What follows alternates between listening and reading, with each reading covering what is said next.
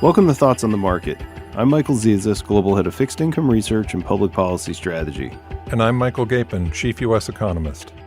Today, ongoing effects of tariffs on the U.S. economy. It's Friday, August 1st at 8 a.m. in New York. So, Michael, lots of news over the past couple of weeks about the U.S. making trade agreements with other countries. It's certainly dominated client conversations we've had, as I'm assuming it's probably dominated conversations for you as well. Yeah, it's certainly a topic that never goes away. It keeps on giving at this point in time. And I guess, Michael, what I would ask you is, what do you make of the recent deals? Does it reduce uncertainty in your mind? Does it leave uncertainty elevated? What's kind of your short-term outlook for trade policy? Yeah, I think it's fair to say that we've reduced the range of potential outcomes in the near term around tariff rates, but we haven't done anything to reduce longer-term uncertainties in U.S. trade policy. So consider, for example, over the last couple of weeks, we have an agreement with Japan and an agreement with Europe, two pretty substantial trading partners, where it appears the tariff rate that's going to be applied is something like 15%. And when you stack up these deals on one another, it looks like we're going to end up in an average effective tariff rate from the U.S. range of kind of 15 to 20%. And if you think back a couple of months, that range was much wider, and we were potentially talking about levels in the 25 to 30% range. So in that sense, investors might have a bit of a respite from the idea of kind of massive uncertainty around trade policy outcomes. However, longer term, these agreements really just are kind of principles that are set out for behavior, and there's lots of tripwires that could create future potential escalations. So, for example, with the Europe deal, part of the deal is that Europe will commit to purchase a substantial amount of U.S. energy.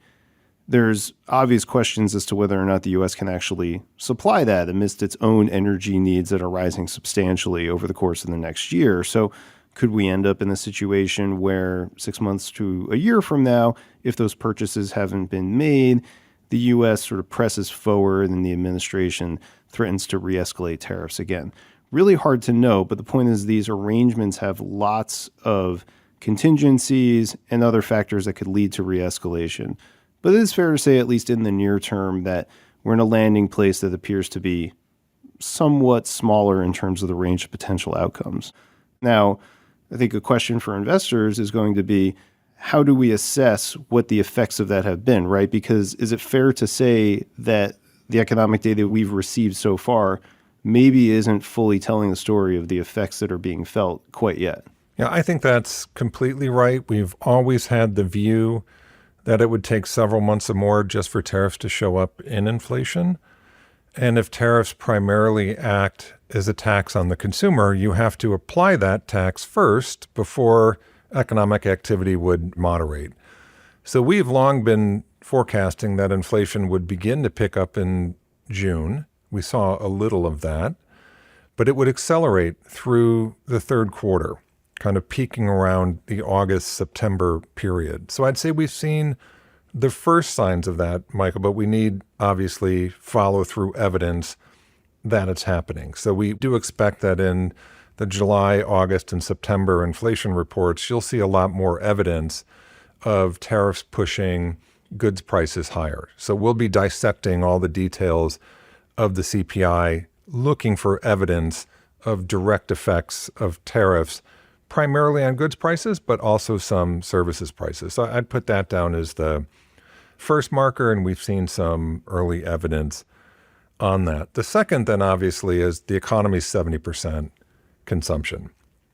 Tariffs act as a regressive tax on low and middle income consumers because non-discretionary purchases are a larger portion of their consumption bundle, and a lot of goods prices are as well. Upper income households tend to spend relatively more money on leisure and recreation services. So we would then expect growth in private consumption, primarily led by lower and middle income spending softening. We think the consumer would slow down, but into the end of the year. Those are the two main markers that I would point to. Got it. So I think this is really important because there's certainly this narrative amongst clients that we talk to that markets may have already moved on from this, or investors may have already priced in the effects or lack thereof of some of this tariff escalation. Now we're about to get some real evidence from economic data as to whether or not that view and those assumptions are credible.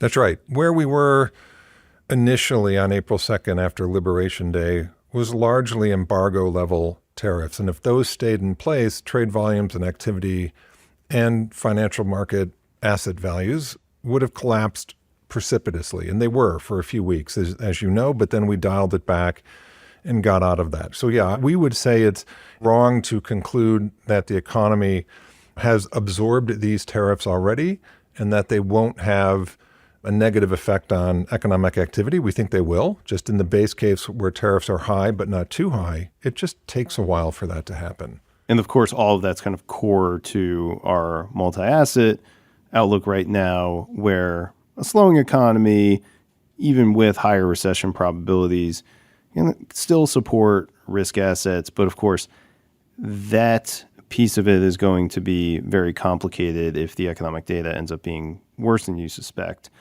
Now, any evidence that you've seen so far, for example, we had a GDP report earlier this week, any evidence from that data as to where things might go over the next few months?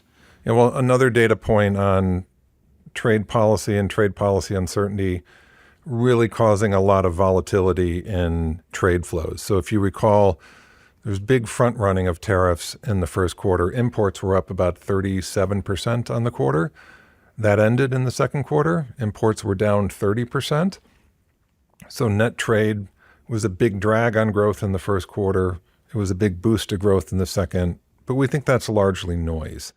So what I would say is we've probably level set import and export volumes now. So do trade volumes from here begin to slow? That's an unresolved question, but certainly the large volatility in the trade and inventory data in Q1 and Q2 GDP numbers are reflective of everything that you're saying about the risks around trade policy and elevated trade policy uncertainty. Second, though, I would say, because we started out the quarter with Liberation Day tariffs, the business sector clearly, in our mind anyway, clearly responded by delaying activity. Equipment spending was only up 4 to 5% on the quarter. IP was up about 6%. Structures was down 10%.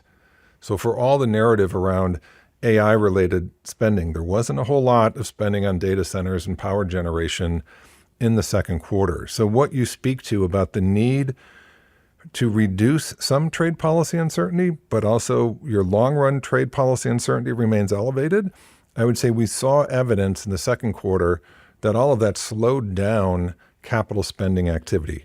Let's see if the One Big Beautiful Bill Act can be a catalyst on that front and whether animal spirits can come back.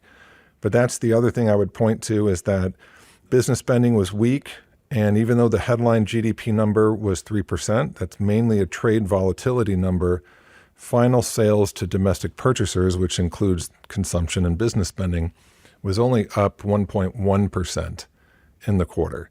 So the economy is moderating, things are cooling. I think trade policy and trade policy uncertainty is a big part of that story.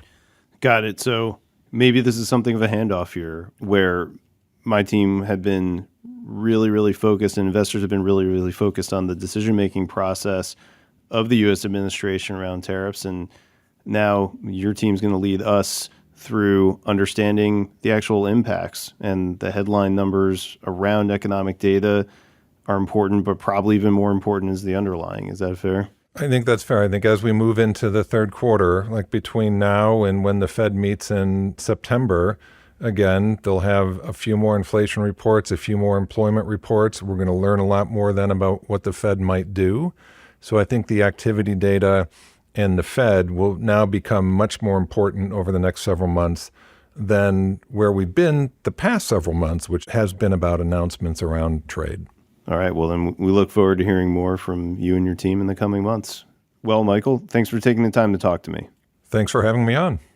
And to our audience, thanks for listening. If you enjoy Thoughts on the Market, please leave us a review and tell your friends about the podcast. We want everyone to listen. The preceding content is informational only and based on information available when created. It is not an offer or solicitation, nor is it tax or legal advice. It does not consider your financial circumstances and objectives and may not be suitable for you.